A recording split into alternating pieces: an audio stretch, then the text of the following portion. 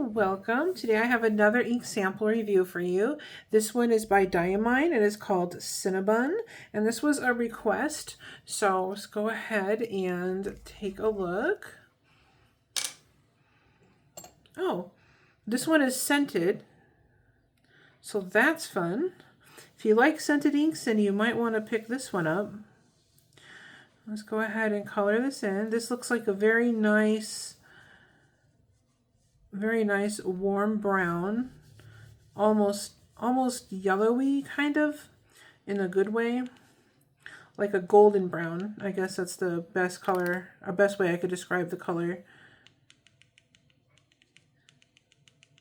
Like toasted bread or something, that kind of a golden color, golden brown. All right, let's see if I can get that to cooperate in there. But yeah, it's scented, which is fun. All right, let's get this name written on here.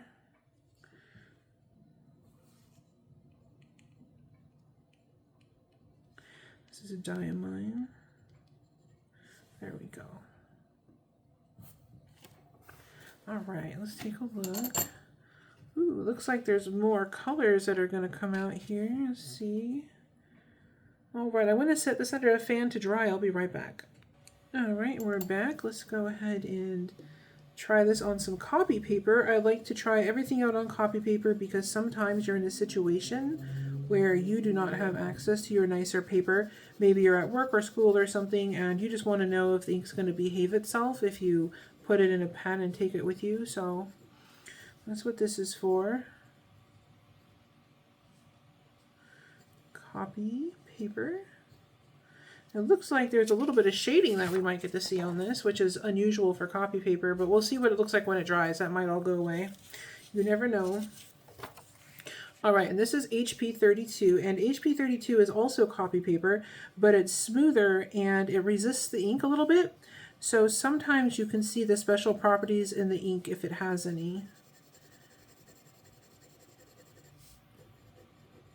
It's also a really good budget option. All right, this is HP 32. And if there are any colors that you would like to see me review, don't forget to leave a suggestion. And if I have it or if I can get it, then we can do a review, just like what we're doing with this ink here. That's really pretty. I'm going to go ahead and set that aside to dry. And then here is some Tomoe River. And the Tomoe River paper also resists the ink very nicely. It's also very smooth and a very thin paper. And it's great for fountain pen ink because it tends to show off the special properties in the ink very nicely.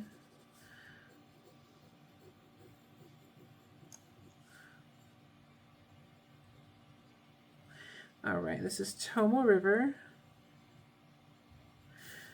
And if you like these videos or if they're helpful to you at all, don't forget to hit like and subscribe. That way you don't miss any. And it also helps me out. There we go. I'm going to go ahead and check on our swatch real quick, see if it's dry. I'll be right back. All right, I'm back. So here's how this turned out on the copy paper.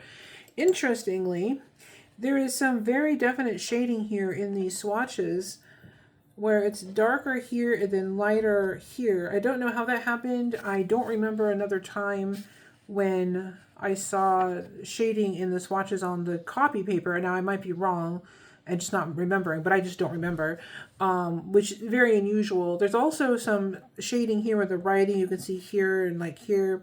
Anywhere the ink went down a little bit lighter, there's definitely some shading there, which is interesting. And also very nice. That means that, and before I forget, there's no like feathering or anything, so this is definitely safe to use on copy paper.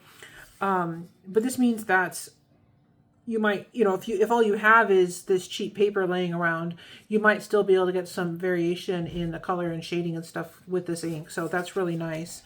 Here it is on the HP 32. There's actually less shading in these swatches than here, and the color looks completely different. There's a tiny bit of halo shading around the edges that's barely distinguishable, and in the writing there's a little bit of shading.